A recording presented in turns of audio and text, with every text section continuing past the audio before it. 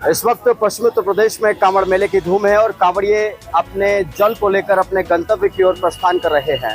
और अगर बात की जाए पश्चिमी उत्तर प्रदेश के इलाकों की, मेरठ की, मुजफ्फरनगर की, तो अलग अलग जगह पर कैंप लगाए जा रहे हैं और कांवड़ियों की सेवा की जा रही है। इस वक्त मेरे साथ मौजूद है मेरठ के पूर्व सांसद राजेंद्र अग्रवाल साहब। राजेंद्र अग्रवाल साहब यहाँ पर आए हैं कांवड़ियों से मिलने, उनका उत्साह बढ़ाने के लिए और कैंप जिन लोगों ने लगा रखा है उन लोगों को भी साधुवाद देने के लिए। राजन जी, कैसा लग रहा है जो मेला चल रहा है? नहीं, जैसा आपने खुद ही कहा, ये वास्तव में पूरे क्षेत्र के अंदर जो हमारे भोले हैं, कांवड़िए हैं, उनकी भक्ति से सरोवर पूरा क्षेत्र हो जाता है।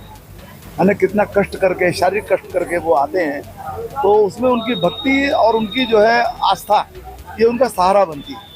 तो और अच्छी व्यवस्था, हमारे योगी जी पुष्प वर्षा भी करने वाले हैं, हमेशा प्रोत्साहन देते हैं और बड़े प्रेम से ये यात्रा चल रही है।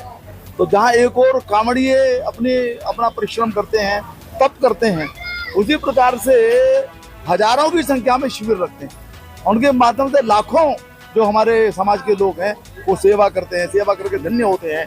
तो ऐसा ये इस प्रकार का बड़ा समागम है जो अभूतपूर्व है, अद्भुत है।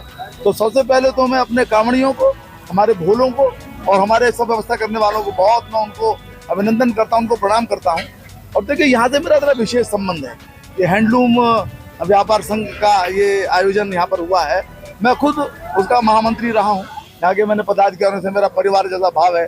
तो प्रत्येक वर्ष इस आयोजन को वो करते हैं, अच्छे ढंग से करते हैं, प्यार से करते हैं। मैं उनको भी बधाई देता हूँ और खुद को भी मैं इस आयोजन का हिस्सा समझता हूँ। हालांकि मैं कुछ ज़्यादा समय तो नहीं दे पाता हूँ, लेकिन तो भी फिर भी मैं देख रहा हूँ, देखिए पसीना आ रहा है, सब गर्मी हो रही है और आप फिर भी यहाँ तक पहुँचे हैं। मैं सवाल पूछूंगा, उत्तर प्रदेश सरकार ने पहली बार मैं देख रहा हूँ कि कांवड़ मार्ग पर ATS की तैनाती कर दी है, इस पर क्या कहते हैं? नहीं, देखिए, वैसे मैं तो ये मान करके चलता हूँ कि ATS की तैनाती की आवश्यकता पड़नी नहीं चाहिए। अब मैं ज़्यादा खुल करके नहीं कहना चाहूँगा, लेकिन इस प्रकार के आयोजन में कोई समस्या पैदा करने की कोशिश करे, ये बहुत चिंताजनक है, दुर्भाग्यपूर्ण है। और ऐसे तत्वों को भी समझना चाहिए और यदि कहीं पर उन ऐसे तत्वों को संरक्षण मिलता है, उनको भी समझना चाहिए कि हमारी सबकी आस्था का विषय है।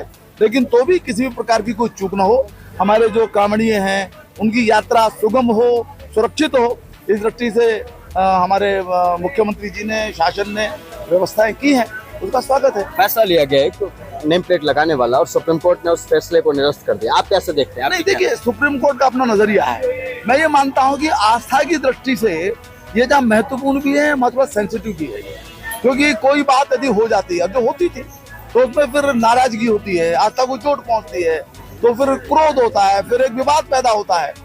सरकार ने जो निर्णय किया उसके पीछे का एकमात्र आशय ये था कि इस प्रकार की विवाद न हो।